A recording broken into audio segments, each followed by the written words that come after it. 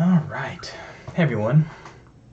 Thanks again for watching. If this is your third video or first video, channel is Counseling with Tony. I'm Tony. I'm a licensed therapist, making these videos to put some good out in the world, and currently we're in some groups for some kiddos, and this is a way I feel like to document and something they can look back to if they want. All right. So do you have your journal with you? If you don't, go get your journal or something to write some things down. The way I usually do things, I kind of go on a rant and talk about things. Nothing really scripted. And speaking of journals, I actually forgot mine. I usually tend not to look at it, but what we're going to talk about today is a lot to unpackage.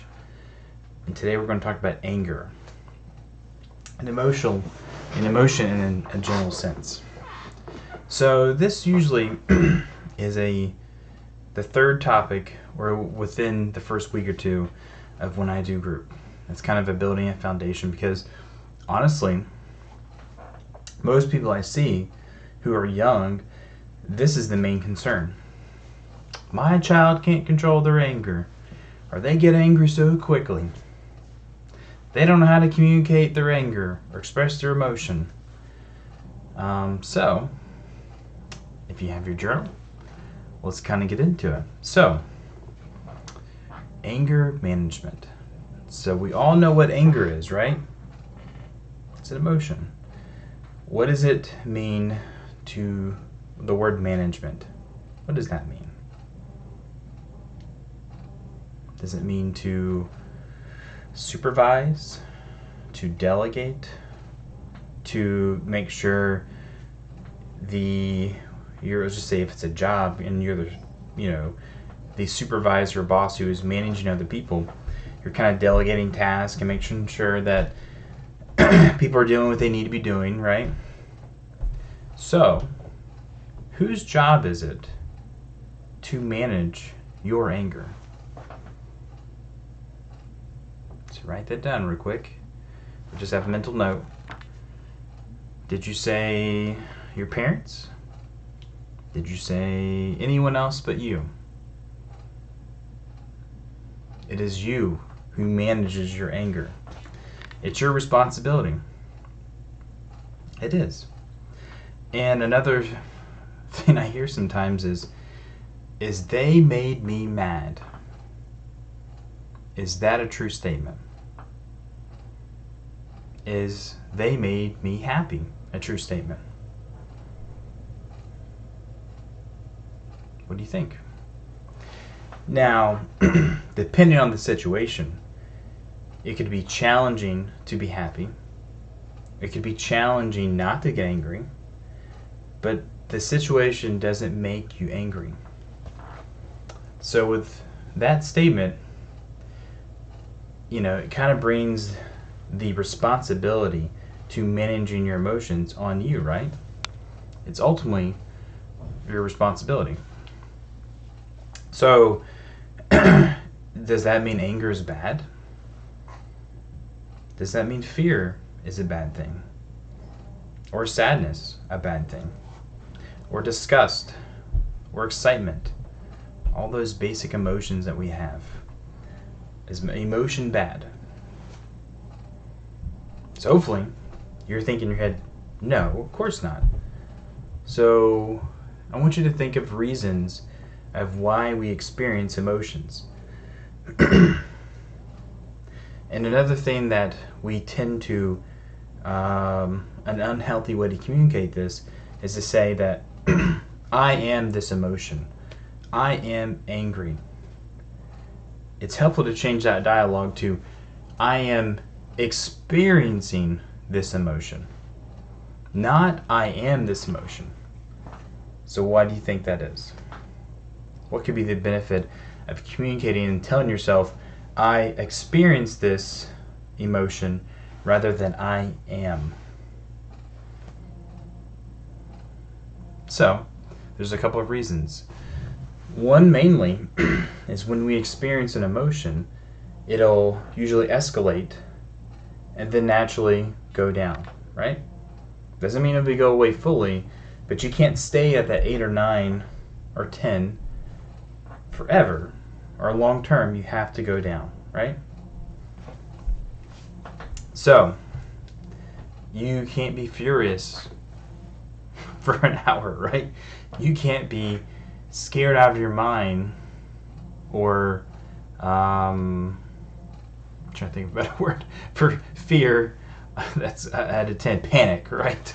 You can't be panicked for a long duration.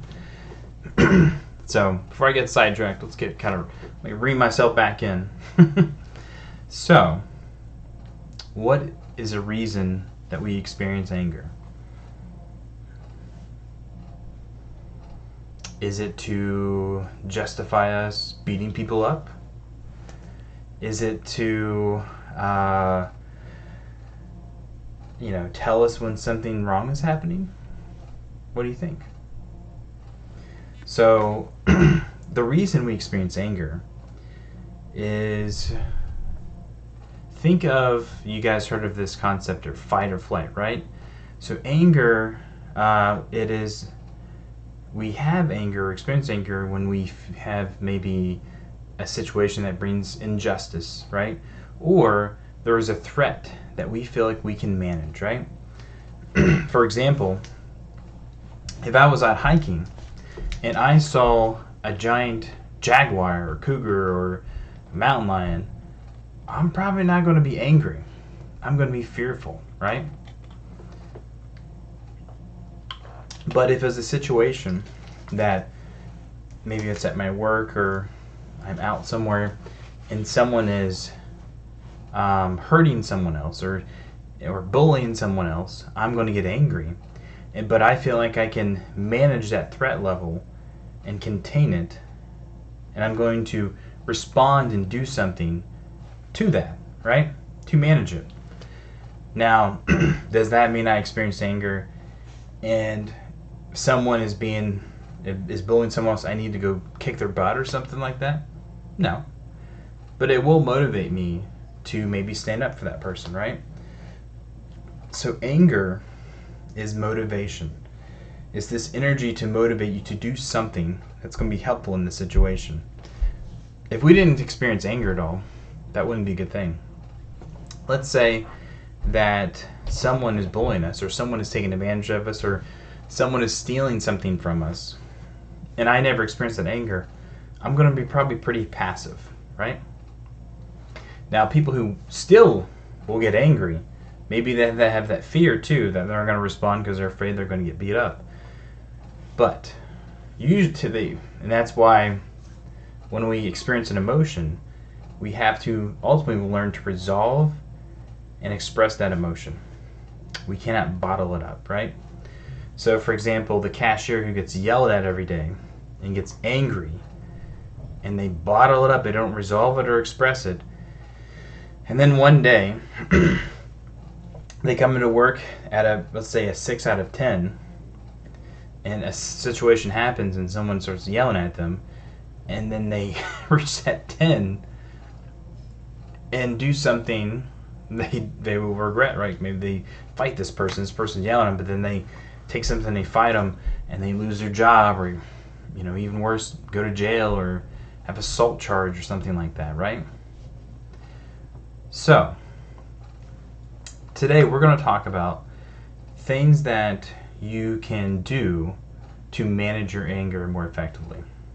Okay? So this will probably be a two-part video because I don't have my journal with me, and it's going to be hard to remember all these things top of my head, but I'm going to try my best. So I'll do this video, and the next one I'll do like a part 2. Okay. So I already mentioned that scale 1 out of 10. What can help you manage your anger the most is knowing your number out of that scale, right? Because whatever the situation is, if it happened to me and you, same situation, our scale is going to be different. So maybe the situation is, and we're in class, and then there is a peer that is making noise, right? And say I get irritated. Let's just say that's a 2 or 3. But then you get fed up. And let's say that is probably around a 5 or 6, right? So the same situation, but our intensity of that anger is different, right? Why is that? What changes? We can have the same situation, but what is the difference between me and someone else that can have the same situation but experience a different intensity of anger? What's the difference? So I want you to take a couple seconds and think about it, write it down. You ready? It is your perspective, your point of view, how you look at the situation. So maybe when I am in that situation, I am thinking, what is that intention of that person who is making noise, right? I might be thinking maybe they're self-soothing, or it's called stimming, where they're moving, they're fidgeting, trying to manage, maybe it's their boredom, maybe they're trying to manage their ADHD, or maybe they're young, they're trying to have this energy they need to release and they don't know how to do it, right? So me thinking of that and seeing that as that point of view, I'm going to have a lot more patience in thinking they're not doing that on purpose. So I'm still irritated a little bit, but I'm not fed up. So the other person could be like, why are they doing that? It's getting me so aggravated. They know that they're just making noise and I can't concentrate? How dare they? Right? And so you go in that dialogue, you will go into that injustice mode, and it needs to stop. And that's when you get fed up and you get that 5 or 6, and you start losing your rational processing, your thinking. This frontal lobe here, I like to tell my kiddos, think of 1 through 10, and then when you have this 5, and as soon as you start going past that 5, you start losing that blood flow and you start losing that kind of thinking of the outcome that you want, right? In that moment, you're just thinking you want that to stop. That doesn't mean you lose control, and you can't tell yourself you lose control, but it becomes more challenging, because there is such thing as controlled rage, meaning I still have some control when I'm at 8 or 9 or even at 10. I just lose that rationale of thinking of the outcome that I want when I get higher than that number. So what I tell people is, if I'm not in danger, right? If there is not a threat I need to manage, I need to stay calm and try to stay below that 5 mark. Because if I stay below 5, I can use this more. I can problem solve the situation better. Think about when something happens, you feel shock, right? And what does people tell you to do? Stay calm, because you need to use this, right? Especially if you're not in danger in the immediate moment, right? Let's say you get lost in the woods. Instead of just getting scared and running through the woods and potentially hurting yourself, try to stay calm. And the next thing we're talking about, number 2, taking deep breaths.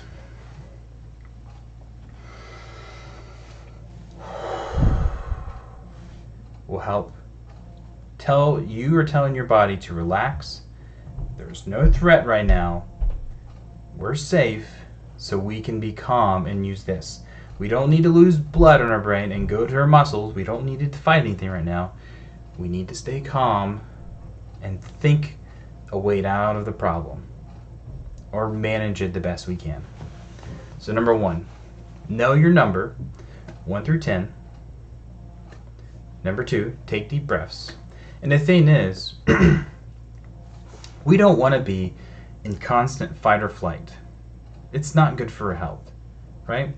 That's why, that's a whole other topic, but we talk about trauma with kids.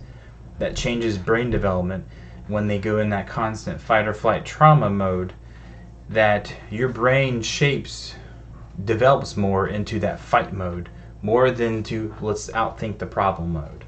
Whichever one you use the most, especially when you're young, and if you're an adult too, that your brain and body will develop. That's how we handle situations, right? And so in this society right now, it's going to benefit you more to outthink the problem. And honestly, the only way that the fighting would benefit if it was just total anarchy, right? You had to fight for everything to survive. And I would still say you need your thinking, right? Okay. So we know your scale. Take deep breaths. Number 3. Try to take a break, or when you start feeling yourself going towards that 5 and up, see if you can just get out of the situation. Whatever it is that's aggravating you or making you upset. Now, I know what you're all thinking. Sometimes that's not possible, right? What if I'm in a car with someone and they're getting on my nerves? What if I'm in class and I'm getting on my nerves? Someone's getting on my nerves, or the teacher's getting on my nerves, or whatever. Or maybe there's a bully in school. I have to go to school, right? Or you could go to different school or homeschool, but we don't want that, right? Sometimes we have to, it's a plan to cope, right? So if we know when we get in the car, this person keeps talking to us and it's aggravating us, maybe a plan to cope with that is wearing a headset. Doing something that because you're telling them, your body, I am doing something, but maybe they don't pick up that social cue, right? Then maybe talk to whoever it is responsible for that situation. If you're a kid, maybe it's your parent. If it's you're at work, maybe it's your boss. You go to whoever who is in power in that situation. And if there's no one in power in that situation, then you should be able to get out of it. Now, what can be tricky is when you do those things and you bring it to your parent or your boss and they don't do anything about it. That's when you feel like you have to do something about it yourself. And that's where, when I hear a story like that, and I will say, I'm sorry that you experienced that situation. You tried to use to get a hold of authority, and they didn't do anything about it, and you feel like you had to protect yourself and draw the line somewhere, right? That's like if a kid gets bullied at school and they tell the teacher, and they don't feel like that person is controlling the situation. Of course, their parents will get mad, but then you will get to that line, that point. Let's just say your plan to cope is not working, taking deep breaths is not working, and you're at that scale, and you ask the teacher, "Hey, can I go in the hallway and take a walk and get a drink of water because I'm getting really angry, or I just need a break?" She said, "Nope, you got to stay in class." And then that person pokes you one more time, and then you just turn around and just deck them because you've had enough, right? Those are very challenging situations. So, as a boss or as the person in power, it is our duty and responsibility to protect whoever is under us, from bullying and things of that nature.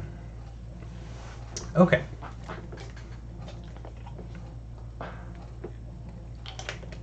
Let's do a couple more, and then we might take a break, and we'll finish next video. So, what else can we do to help manage your anger? Think about what works to calm yourself down. So if you're past that 5, deep breaths can work, and it really depends on the person. My way to cope and bring myself below that 5 is going to be different than someone else. Distraction is a very effective way to do that. That's why sometimes when I have someone who's past that 5 when I know it, I will say something off the wall and outlandish and get him kind of their train of thought somewhere else, which is distracting, and they're like, "What?" And I will redirect their mental focus to something else, and then they will calm down because they're no longer. Now, if they wanted to, they could choose to go back onto what's getting them upset, but that's why I will get them focused on something else, bring them down, and if I see them going back up, say, Okay, I see your seems like you're getting past that 5 point again. You're giving me the body language. You're giving me those body cues, and again, past that 5, that's when the blood flow goes to your body, and you'll see people pacing. You'll see the facial expression more, right? So you can tell when someone's past a 5. And I'll say, now, okay, well, let's take a couple deep breaths. We need to stay below a 5 so we can talk about how to best manage this situation or what we can learn from it. So mental distraction can be helpful. But the number one thing that can help, if it's possible, is to do something physical. So the best example is if someone's getting past a 5, I'll say, let's go walk. Let's go do some laps in the gym. Or honestly, let's just go walk laps in the gym. Now let's not even talk. I will listen to whatever they have to say, but I am not responding yet until I know you're below that 5, right? Because like I said, you lose this if you're past a 5. And once you start calming down, and I can tell you're calming down, then once I understand your situation, whatever your perspective of whatever it is the situation is, I understand you, and I try to validate that, then you're going to be open to listen to what I have to say. Understand first and be understood. That's again, I've talked about a book, 7 Habits of Effective People, and then that's one of the habits. But we're not really going into that today. Moving, exercise. Okay, so what is that? 5. Number 6. I've already kind of said it before. When you experience anger, sometimes in that situation, you can't express it. You can't express that anger in that moment. Like I said, maybe it's a work thing. There's a customer who's yelling at you, and all you want to do is just yell back at them, but you know that's not the right thing to do, right? But you have to express and resolve that emotion. It won't go away fully. It will in time. But what happens if you don't? If I don't go home and talk to someone about it, or if I don't go home and do some go exercise and unleash my anger maybe in that way, or go home and release my anger through maybe an artistic way or creative way, writing music or doing painting or anything like that. If I'm doing anything and it believes it bottled up, right? That will make it even more challenging to control, right? Because like we said, 1 to 10, you'll come back the next day at a 4 or 5 already, right? It won't take you much to go in fight or flight mode. So you have to learn to resolve and express your anger. Talk about what is making you angry. And number 7, I think we're on 7, is have a support system and utilize your support system. Because not everything we can solve by ourselves, right? Maybe a problem is bigger than just me. Like we talked about a bully in class. If this is really frustrating me, go get 3 or 4 of your friends. Stay as a group. And I guarantee you the bully is not going to attack the group as a whole. They're going to someone that they know that is not going to be assertive or aggressive back at them. They're just going to be passive and take it. That's who they're looking for. And if you guys unite as a group and stand up for each other as a group, they'll leave you alone.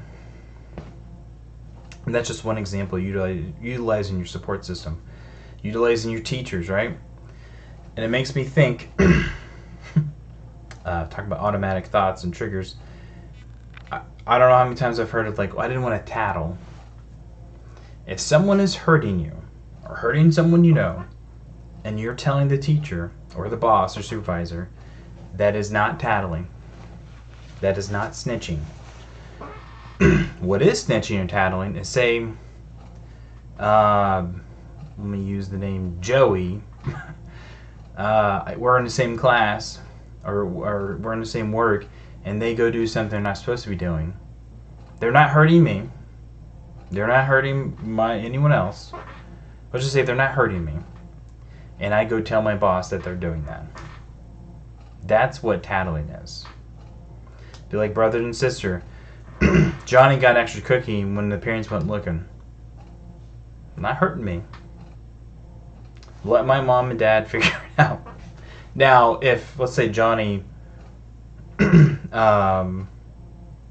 broke something in the house, right?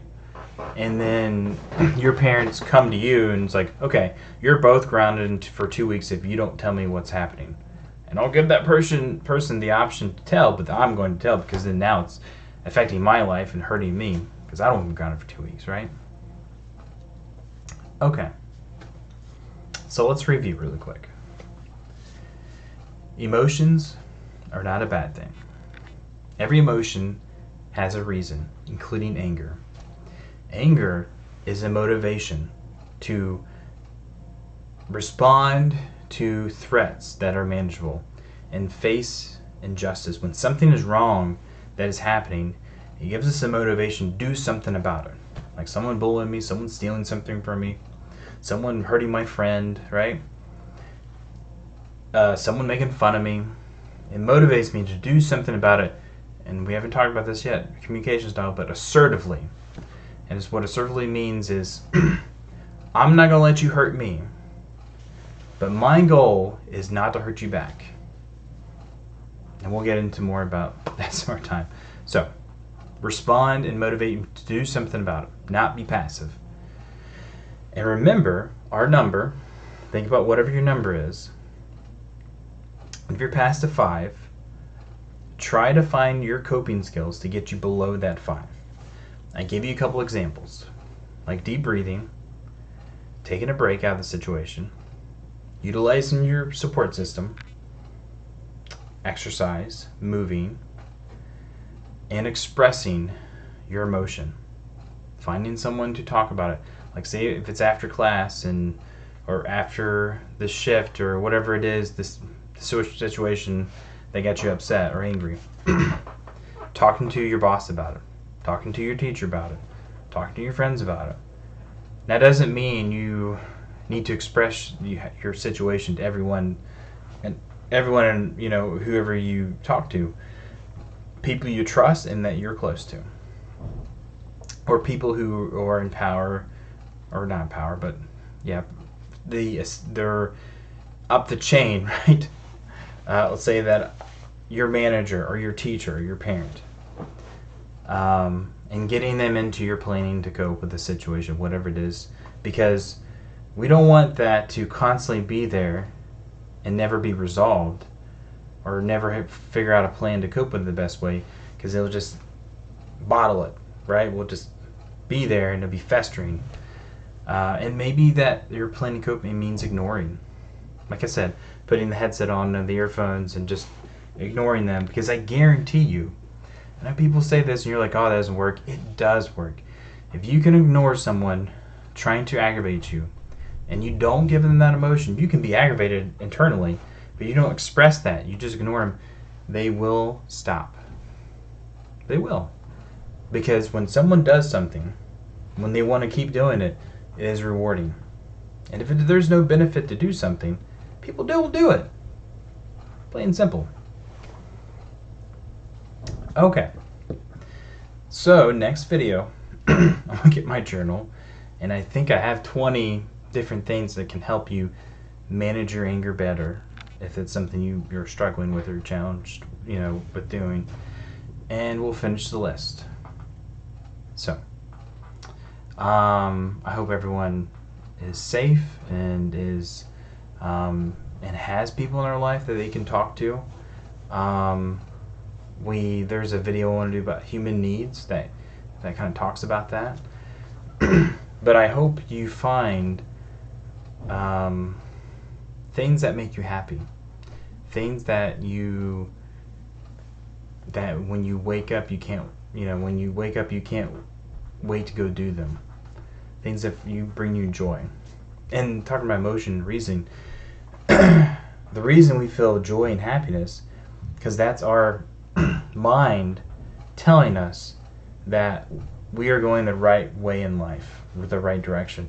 We enjoy this, we like this, keep doing this. It doesn't mean like someone's like, well, video games make me happy, you should be playing video games all day. No. But you should incorporate those video games in your day to reward yourself because you enjoy them, right? Whatever it is you enjoy or you look forward to.